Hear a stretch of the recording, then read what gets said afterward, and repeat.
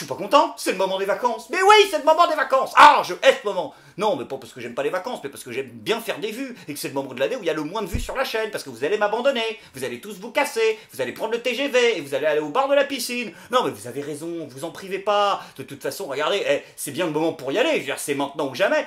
Écoutez ce qu'elle dit, notre ministre des Transports. Globalement, les prix des TGV baissent depuis plusieurs années. C'est une moyenne.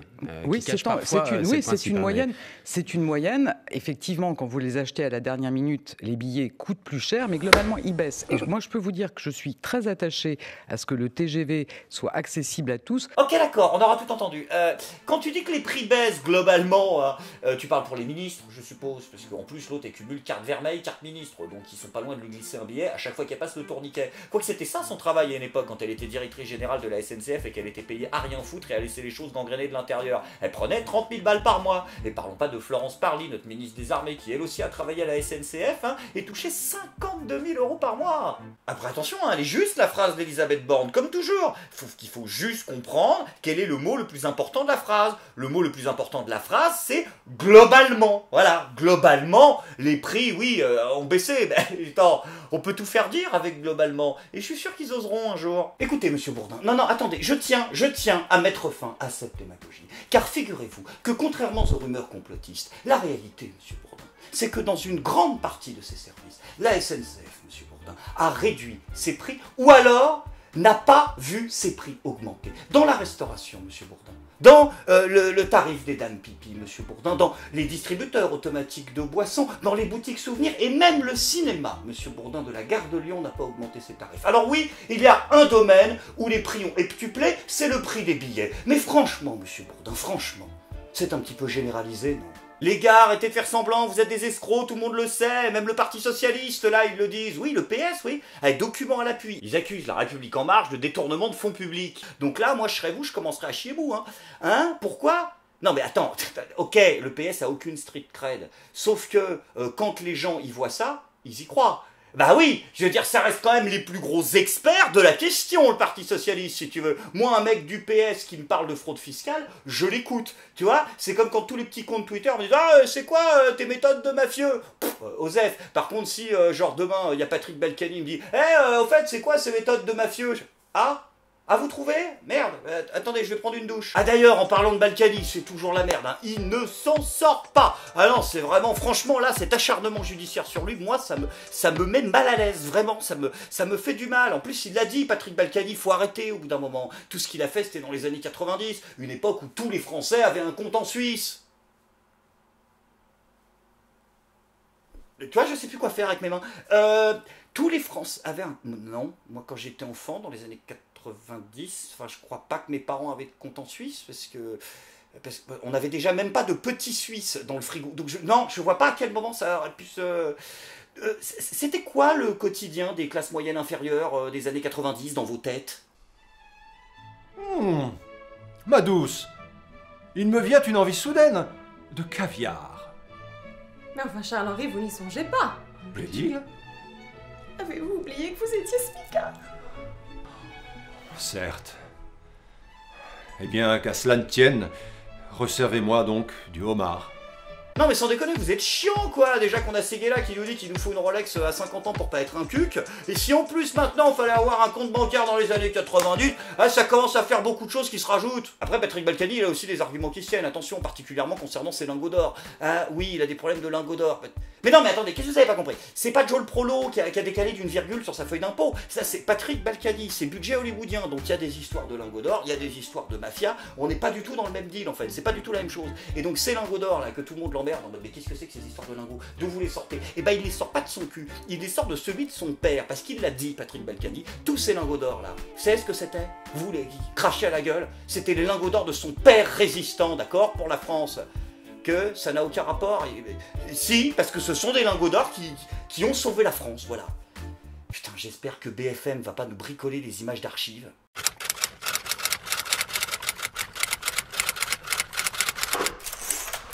Bon, on récapitule. À 18 h, Maximilien pose la bombe, et à 18 h 15, Maurice actionne le détonateur. C'est parfait. Et surtout, on n'oublie jamais pourquoi on se bat. Ah oui, c'est vrai, ça. Pourquoi on se bat? Pour le général. Pour les camarades. pour que mon fils puisse faire de la fraude fiscale dans 60 ans. C'est qui, lui? Pour en revenir au Parti Socialiste, donc, hein, il a décidé de montrer carte sur table et de dire, voilà, ça y est, on a les preuves, La République En Marche a fait de la fraude fiscale, c'est absolument scandaleux, etc. Donc attention, le PS, ils vont les défoncer. Alors par contre, oui, au Parti Socialiste, par là, si vous avez décidé de vous faire Macron, n'oubliez pas de mettre une capote. Non, parce qu'il y a un petit risque que ça éclabousse quand même. C'est un peu vous auto-niquer quelque part. Bah oui, c'était votre candidat. Hashtag Ségolène. Et une fois de plus, je pense que c'était une bonne surprise dimanche soir parce que notre candidat était en tête. Ah, elle me manque cette période où Ségolène Royal arrivait, occasionnellement, je vous l'accorde, à dire des trucs intelligents malgré elle. Aujourd'hui, c'est toujours malgré elle, mais par contre, c'est également toujours complètement con, hein, à l'image de sa dernière proposition, celle de faire jouer les hommes et les femmes de footballeurs professionnels et footballeuses professionnelles ensemble. Oui, elle l'a dit dans une récente interview, elle a dit que non seulement il fallait que maintenant les matchs de foot à la télévision, au niveau des temps d'antenne, ce soit 50% les garçons et 50% les filles, hein, je pense que, là, je suis désolé, hein, mais ils vont vous dire d'aller vous faire enculer. Ceux qui mettent du pognon pour la rediffusion des matchs, ça ne vendra rien. Donc, est-ce que vous êtes conscient, moi, sur l'idée, c'est très beau, mais que vous avez encore moins, je pense, de possibilités d'influencer, vous les politiques, le football à la télévision, que vous en avez à influencer les banques. Donc je pense que c'est cuit. Et sa deuxième idée, à Ségolène, c'est qu'elle voudrait que, au niveau international, hein, dans un avenir qu'elle souhaite le plus proche possible, les garçons et les filles jouent ensemble. Mais quelle idée de con, Ségo, putain! Non, je fais pas mon cis, blanc, hétéro, mâle, sexiste, dominateur. En plus, c'est un truc qui est vieux comme Hérode. Enfin, vieux comme Hérode, vieux comme le siècle. En 1920, ça avait été proposé, ça avait été refusé. Et pas parce que les gens étaient des machos, mais tout simplement parce que c'était dangereux. Et c'est pas moi qui le dis. Si ça l'était dangereux ailleurs, d'ailleurs, ça l'est encore plus aujourd'hui. Non, ceux qui le disent, ce sont les professionnels du football, qu'ils soient hommes ou qu'ils soient femmes. Comme l'ancien entraîneur du Paris Saint-Germain ou de l'Olympique Lyonnais, qui le dit. Hein. Il le dit, si à partir de 15 ans, à la Fédération Française de Foot, on sépare les garçons des filles, parce qu'avant ils peuvent jouer ensemble, c'est tout simplement parce que, en plus, bon, des principes d'intimité des vestiaires, mais ça, à la limite, on peut aménager, c'est tout simplement parce qu'à partir de la puberté, se développent hormonalement des choses qui rendent la pratique de ce sport au même niveau, sur le même terrain, strictement impossible. Ce n'est pas que les femmes n'ont pas le niveau, c'est qu'elles ont un autre niveau. C'est le même sport, mais elles ne peuvent pas le jouer pareil, comme le souligne d'ailleurs une ancienne joueuse de l'équipe de France de football féminine. Non, si tactiquement et techniquement les femmes sont égales, voire parfois supérieures, physiquement elles ne peuvent pas rivaliser avec ce qui constitue la réalité du football au plus haut professionnel, hein, celui où tu souhaites voir une mixité. Non, elles ne peuvent pas rivaliser, tout simplement parce qu'un tacle par derrière ou un athlète masculin lancé à grande vitesse qui va faire un jeu de tête, ça peut occasionner des dommages. Non seulement c'est stupide, mais en plus c'est dangereux. C'est complètement con. Les mecs sont des machines de guerre, athlétiquement surveillés pour être au maximum de ce que leur testo peut leur permettre de produire. Et en plus de ça, pour beaucoup, il y a des petits coups de picouse. Elles vont se faire mal, tout simplement. Et même si elles pourraient gagner des matchs, elles se blesseraient à court terme. Après, attention, on va pas en tenir rigueur à Ségolène Royal de ne pas être capable d'estimer avec justesse quel est le niveau d'engagement physique nécessaire à la pratique du football masculin. Je veux dire, elle a peut-être pas été confrontée dans sa vie à des exemples vraiment représentatifs non plus. Sans transition les amis, c'est maintenant le moment de la polémique du jour. Et oui, vous le savez, hein, le burkini a envahi les piscines de Grenoble. Effectivement, des femmes appartenant à une association de mères de famille, lol, ont décidé d'envahir la piscine municipale. Hein, et c'est parti en couille, hein, parce que les gens n'avaient pas envie de voir des burkinis. Donc ça a fini que l'association de nudistes a dit qu'ils allaient débouler à poil quand même avec leurs zigounettes à l'air, hein, pour faire comme dans Camping et les faire fuir. Donc heureusement, Éric Piolle était là pour taper du poing sur la table et donner son avis sur la question. On sent bien qu'on va se retrouver dans pas longtemps à promouvoir de plus en plus des maillots couvrants pour se protéger du soleil. Mais par contre, si c'est le même maillot couvrant, mais que vous le faites avec une intention religieuse, à ce moment-là, ça va pas. Est-ce que là, il y a le maire de Grenoble qui vient de nous sortir? Non mais écoutez, au bout d'un moment, avec le réchauffement climatique, avec les radiations gamma, et Skynet, hein, qui est pas loin d'être au point, vous êtes au courant que de toute façon, dans un futur proche, hein, on sera tous dans des combinaisons thermofuges. Oui, thermofuge, ça veut rien dire, mais ce que je dis ne veut rien dire de toute façon. D'accord. Donc en fait, c'est même pas que tu sois pour ou contre le burkini, il est con, c'est que là, je n'ai jamais vu un tel niveau de pirouettage arrière pour éviter de simplement aborder la question. C'est quoi la prochaine étape? Tu vas nous dire que les mecs qui empêchent leur nana de travailler au nom d'une idéologie religieuse, bah c'est très bien parce que finalement ça lutte contre l'émission de gaz à effet de serre. C'est quoi le concept? Que couper la main des voleurs, ça permet de relancer la croissance? Et là, je me dis, tiens, quelque part, je suis en train non plus de regarder quelque chose qui s'impose à tous, le service public, des règles qui sont claires et visibles pour tous, et j'ai pas besoin de m'interroger sur les intentions des gens et pourquoi ils mettent ci ou ça. Mais on s'en tartine que t'aies pas besoin de t'interroger. Est-ce que t'as compris le principe? Tu es un représentant du peuple. C'est-à-dire que ton travail consiste à t'interroger sur les trucs sur lesquels tes concitoyens s'interrogent. Donc quand ils te disent on n'en peut plus, on s'interroge, ton travail c'est justement de dire ah, moi je me serais peut-être pas interrogé, mais là du coup je vais devoir m'interroger, quelle que soit la réponse qu'il y a après. Mais là non, tu n'envisages même pas la question. Hashtag distinction entre la morale publique et la morale privée dont on avait déjà parlé. C'est vraiment dommage, Eric, de peut-être acheter une paire de couilles, hein. Surtout qu'elles étaient pas chères en location. Bah il y avait déjà la jurisprudence derrière. C'est toi qui avais fait interdire le spectacle de Dieudonné à Grenoble parce qu'il incitait à la haine et qu'il était antisémite. Je sais pas si t'es allé faire un tour sur le Facebook du porte-parole de l'association de mères de famille, hein, mais ça... Oulala, ça va l'air légèrement politisé tout ça, dis-moi. Hein, bah attends, on a totalement le droit de partager des dessins d'Adolphe, c'est absolument pas la question. Par contre, quand on nous dit à côté que bah non mais je vois pas où est le problème, c'est un vêtement comme un autre, il y a aucune dimension politique dans cette association derrière, là par contre j'ai l'impression qu'on prend pour un con, tu vois. Et si t'avais des doutes sur le background politique de la combine, oh, allez, je te laisse remonter un petit peu plus loin dans les messages. N'oubliez jamais que c'est Charlie qui a dégainé le premier. Ah, ne bouge pas, je vais vomir, je reviens. Mais non, ne bouge pas, c'est sur ta gueule que je vais vomir. Bref, l'histoire s'est arrangée lorsque finalement Marlène Schiappa est intervenue, c'est pour vous dire le niveau de cuckisme. Le mec est le type le plus cuck de France. C'est-à-dire qu'il arrive à se faire prendre des coups de pression de testo par Marlène Schiappa qui dit « Oh, on s'achète des couilles un petit peu !» C'est le summum de la loose, je pense quand même. Donc du coup, elle a dit quoi alors Marlène Schiappa pour régler le problème? Marlène Schiappa estime nécessaire de respecter des règles d'hygiène et de sécurité tout en appelant aux droits des femmes à accéder aux piscines municipales, quelle que soit leur religion. D'accord, donc elle a rien dit en fait. C'est ce que là, c'est oui et oui aussi. D'accord, c'est ce qui s'appelle ne pas se mouiller. Oh, c'est dégueulasse de faire ça sur mes propres vannes pourries, oh non! En tout cas, mention spéciale pour l'article de Spoutnik qui en parle, parce qu'ils ont placé juste leur petit logo en triangle là, en haut à droite, l'autre ça lui fait une corne, on sait pas pourquoi, on dirait Belzébuth, je pense que le pigiste a trollé. Quant à Marlène Schiappa, elle a pu affirmer sa position plus clairement sur le sujet, puisqu'elle était l'invitée des Amis du CRIF. Oui, elle a été invitée par Frédéric Aziza. Oui, Frédéric Aziza, oui. Oui, le mec qui a été viré de son boulot parce qu'il avait fait du harcèlement sur une de ses employées. Oui, et alors je vois pas du tout le problème de dissonance cognitive. Et puis bon, de toute façon, c'est pas grave, c'est pas le CRIF ou Marlène Schiappa qui vont nous sauver des problèmes de communautarisme, de tous ces méchants musulmans qui sont prêts à envahir la planète. Heureusement pour ça, il y a Donald Trump. Ah là, avec l'Iran, il a dit ça passe pas. Comme à son habitude, c'est sur Twitter hier que Donald Trump déclenche les hostilités. Il accuse Téhéran d'avoir abattu un drone de surveillance américain et lance une mise en garde. L'Iran a fait une très grosse erreur. Très vite, les cours du pétrole bondissent. Quelques heures plus tard, aux côtés du Premier ministre canadien Justin Trudeau, en visite à la Maison-Blanche, Donald Trump amorce une désescalade et préfère parler d'une erreur humaine dans le tir iranien. Un incident qui ravive des tensions déjà très importantes entre Téhéran et Washington. Il y a une semaine, 2 nouvelles attaques de pétroliers ont eu lieu dans le détroit d'Ormuz. Washington et Riyad accusent l'Iran, qui pour le moment continue de nier.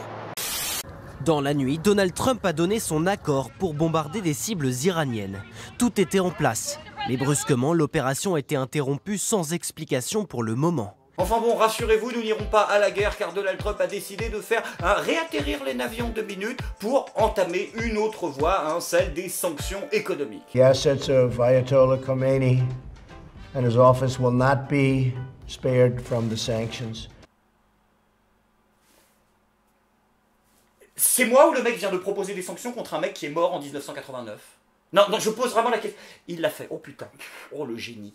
Non mais attends, il va la tenir cette promesse. Ah bah attends, moi aussi je peux le faire, débouler devant mon peuple. Chers citoyens américains, je vous fais la promesse que dès aujourd'hui, à partir de maintenant, l'Ayatollah Khomeini ne dépensera plus jamais 1 centime jusqu'à l'éternité de Jésus. Et puis bon, faut positiver, on progresse. Je veux dire, cette fois-ci, le mec au moins se trompe pas de pays. We've just launched 59 missiles heading to Iraq. Well, you headed to Syria? Yes, heading toward Syria. Après, la seule question qu'on pourrait se poser, c'est est-ce qu'il sait foutre l'Iran sur une carte? Hein, j'espère. Ou alors, en tout cas, les pays dans la région, là, préparez quand même vos valises. On sait jamais, il peut se mettre à pleuvoir. Donc voilà, tirez-vous. Et même à la limite, les pays qui sont pas du coin, mais qui commencent par la même lettre, genre l'Islande. Ah oui, mais tu sais pas, ça m'étonne qu'il utilise d'autres pour choisir où il attaque. Hein. Australie. Ah non, pas encore. On tombe dessus, c'est le jeu, ma pauvre Lucette. Ah là, on n'en sait rien comment ça se passe dans sa tête, donc à un moment, faut prendre des précautions. Et pour tous ceux qui vont venir me faire chier dans les commentaires en disant ouais, forcément, hein, tu te prends à Trump comme un vieux gauchiste du petit journal. Alors de 1, je me suis déjà foutu suffisamment de la gueule des gauchistes du petit journal et des gauchistes en général concernant leur rapport à Donald Trump. Et deuxièmement, pour tous ceux qui veulent me servir le coup du ouais, Donald Trump, lui au moins, il lutte vraiment contre le terrorisme. Je rappelle qu'il est accessoirement allié à Ben Salman, le saoudien, hein, donc en matière de lutte contre le terrorisme, je pense qu'on repassera. En tout cas, en France, on a des gens beaucoup plus compétents, rassurez-vous, à l'image de Mounir Majoubi. Ça y est, il a déployé ces fameux drones dont on avait parlé dans le dernier live, ces drones de surveillance de la population. Je vous avais dit, à votre avis, combien de temps ça va durer? Réponse, une après-midi. Voilà, il les a déployés pour la 32e manifestation des Gilets jaunes, et ils se sont fait défoncer, ces drones, par les Gilets jaunes fascistes, pas du tout. Par... Putain, j'ose pas le dire tellement j'ai de la peine, par les goélands. C'est les piafs, ils ont attaqué les drones, bien sûr. C'est la technologie made in France, les autres, ça tient sur 3 boulons, ça résiste pas, quoi. Donc c'est super. Donc pour la révolution, ce qui va se passer, c'est que ça va être une jonction gilet jaune, goéland, balbuzard. On part sur ça à peu près. Tandis que Mounir abandonne la technologie, revient aux bonnes vieilles méthodes à l'ancienne. Il sait le faire d'ailleurs. Là, pour la canicule, Mounir Majoubi, il a dit qu'il fallait penser aux personnes âgées et qu'il fallait aller vérifier si elles allaient bien. Et il a posté une jolie photo sur Twitter. Putain, je sais pas si tu te rends compte, mec, mais cette photo est une porte ouverte ou même à un niveau que tu n'imagines même pas. Putain, Mounir, t'abuses, sans déconner. Déjà que les vieux doivent supporter la canicule, si en plus ils doivent supporter la République en marche sur le perron, vous allez vraiment les faire claquer? Sans transition, les amis, c'est maintenant le moment de votre rubrique préférée, le point quoi? Le point progrès. C'est le point progrès, il n'y a pas vraiment de jingle. Et pour ce point progrès, j'aimerais te parler à toi. Oui, à toi, homme blanc, hétérosexuel, patriarco-cis-genré, hétéronormatif, oppresseur, toi qui as osé être en couple, toi qui as osé enfermer une femme dans une relation hétérosexuelle monogame, ta femme ne le supportait plus et ta femme t'a trompé avec ce connard de jardinier latino, accessoirement prof de yoga et surfeur. Eh ben c'est de ta faute, camarade, comme nous l'apprennent les SJW de Twitter. J'ai une unpopular opinion. Dans un couple hétéro, tromper, ça peut être mal que de la part du mec. Une fille qui trompe, c'est pas un problème pour moi. Parce que les femmes sont coincées dans leur relation hétéro. Si elles font un écart au couple, elles se font traiter de tous les noms, violentées, agressées, parfois même condamnées par la loi. Et tromper permet de s'échapper et souvent de réaliser comme le mec la traitait mal. Elles sont rejetées de toutes parts, la société, les amis, la famille, sans avoir rien fait de grave. Donc il faut être solidaire avec elles. Ah ouais! Ah, c'est-à-dire que dans ceux qui sont plus barrés dans la secte, là, on en est là au niveau du logiciel. Une femme qui trompe son mec dans une relation hétérosexuelle monogame, en fait, elle, non, c'est pas une connasse. C'est juste qu'en fait, elle s'émancipe socialement. C'est une lutte féministe, en fait. Mais oui, mais c'est con votre truc, parce que... Attends, du coup, est-ce que moi, j'ai le droit d'aller voir ma femme et de lui dire « Chérie, ah non, tu n'as pas compris, je ne t'ai absolument pas trompé. Ah non, j'ai entraîné mon sexe Tao. Oui, j'ai vu les vidéos de Jean-Marie Corda, il m'incite à multiplier les rapports sexuels avec d'autres femmes afin d'être toujours plus à même de te satisfaire. Hein? Comment ça, mes affaires sont sur le hall? Donc en gros, si je comprends bien, le fait d'être une immonde raclure qui trahit la confiance qu'on lui a donnée, c'est un privilège féminin. Si vous voulez, celui-là, je vous le laisse. Et donc du coup, moi qui ai trompé ma femme avec une femme mariée depuis 25 ans, en réalité, tel un Simone de Beauvoir des temps modernes, eh ben, j'aidais les femmes à s'émanciper du patriarcat et de l'hétéronormativité. C'est fabuleux.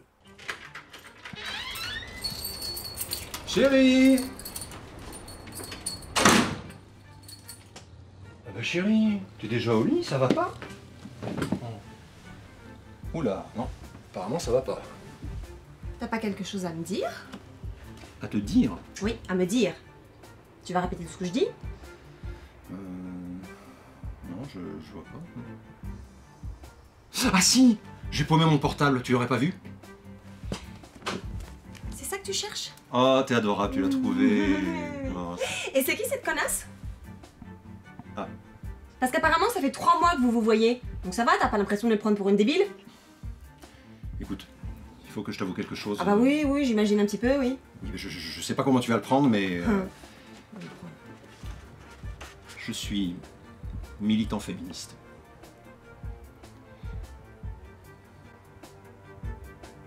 Et d'ailleurs, de plus en plus d'articles sortent pour nous l'expliquer. Hein. La surcharge mentale serait la première cause d'infidélité chez les femmes. Tromper son mec, c'est pas cool. Quand celui-ci n'est ni consentant, ni au courant, j'entends. Mais les incartades des femmes seraient de plus en plus dues à la charge mentale qu'elles subissent, selon une récente étude, ce lourd poids invisible que toute personne ayant un vagin porte sur ses épaules.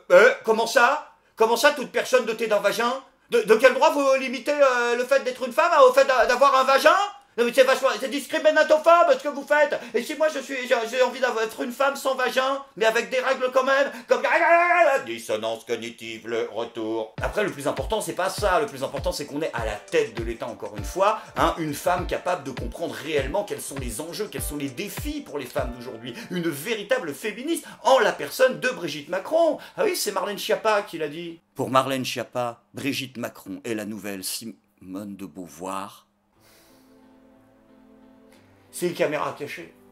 Non, mais vous pouvez me le dire maintenant, c'est une caméra cachée. Non, non, je n'y crois pas. C'est un happening, d'accord? Copperfield, il a fait disparaître la tour Eiffel. Il peut très bien nous bricoler un faux président, d'accord? Donc maintenant, vous me l'avouez. Oh, toi, là, qui regarde. Je sais très bien que c'est pas vous, les spectateurs. Hein, vous pensez que c'est moi qui écris les sketchs. Vous me faites croire que c'est moi qui les écris. Mais je sais très bien que c'est une émission de télé-réalité. Je sais très bien que vous regardez, que la planète entière me regarde, que tout ça, c'est du faux. C'est pas une vraie maison, c'est pas une vraie femme, c'est même pas un vrai chat. Ah, je le sais. Ok, donc c'est quoi l'idée? Emmanuel Macron, c'est le nouveau Jean-Paul Sartre? Par contre, Marlène Schiappa est peut-être la nouvelle Nadine Morano. Sans transition les amis, c'est maintenant le moment de la bonne nouvelle du jour, car oui, dans la France de Muriel Pénicaud, Marlène Schiappa et autres Mounir Majoubi et Laetitia Zavia, chaque homme, chaque femme a le droit à sa chance. C'est un petit peu comme dans Rocky, chaque homme, chaque femme peut changer. Et moi aussi, pour cette prochaine saison de Je suis pas content, j'ai décidé de changer. Ça a pris le temps, mais j'ai compris que j'étais également un cis blanc oppresseur, privilégié, que je stigmatisais ceux et celles qui dans notre société n'ont pas la chance de bénéficier de mes privilèges. Alors oui, pour cette prochaine année de Je suis pas content, j'ai décidé de la placer sous le signe de la tolérance et de l'ouverture. Et je présente donc officiellement mes excuses à tous les racisés, à tous les féminisés, à tous les manspreadés, à tous les manquetés de la planète. Je vous demande pardon. Mais Greg, ça va pas? Quoi? T'as fini de faire ton cuck là? Mon quoi? Mon cuck? Et ça aussi c'est fini d'ailleurs, les références au 18-25, je fais pas mon cuck, je m'excuse, voilà. Et je pense que tu devrais en faire autant, camarade, parce que t'es responsable partiellement de toute cette mise en place et de toute cette connerie. Hein. Donc j'ai rien fait moi. Je m'en fous, tu viens ici, que t'as rien fait, et tu t'excuses avec moi, voilà. Voilà, allez. Bon bah voilà, c'était si difficile de poser son cul pour s'excuser? Mais Greg, qu'est-ce que j'ai fait moi? Qu'est-ce que t'as fait? T'as pas de miroir chez toi? Regarde ta gueule, tu es un oppresseur. Et ne me sors pas que t'es juif, tu m'as déjà fait le coup. Putain, je suis chinois et russe, moi. T'es quoi? Ça ne se voit pas, d'accord? Tu es blanc de derme, voilà. Et tu es roux en plus. Donc maintenant, tu vas t'excuser et en chanson, mon petit monsieur. Comment tu veux qu'on fasse ça? Non! Si! Non, pas la guitare! C'est à fra de gauche! Voilà, c'est ça qui est important. Je veux pas sortir l'accordéon non plus. Oh putain, une intro à l'accordéon, ça va faire Ruquetanou. Mais il est bon ce gosse! Alors attention, c'est parti!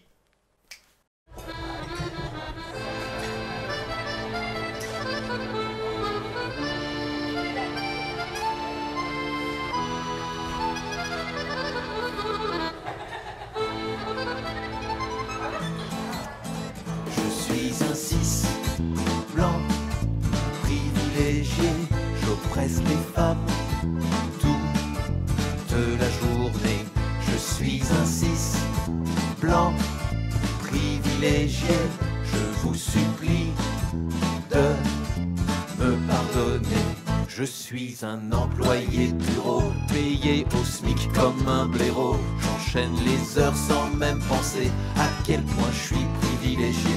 Je suis vraiment qu'un putain de facho. Je suis gluten free, je roule à vélo. Mais aujourd'hui j'ai pas pleuré en pensant au LGBT. Je suis un cis blanc privilégié.